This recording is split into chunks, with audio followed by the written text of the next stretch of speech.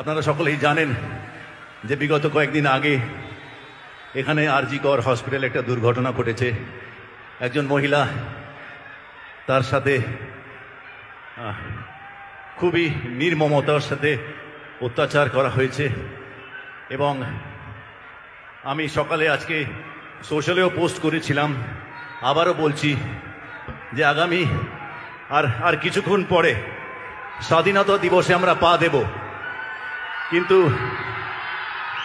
মাঝে মাঝে এরকম ঘটনা যখন ঘটে তখন মনে হয় আমরা সত্যি কি স্বাধীন হয়েছি।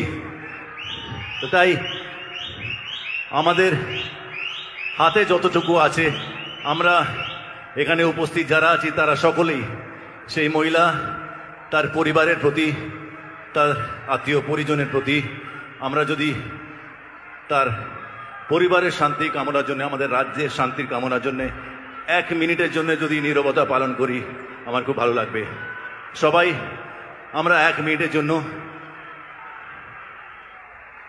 Thank you very much, thank you, আমরা 1 মিনিট নীরবতা পালন করছি। একটু টাইম দেখে নিও প্লিজ।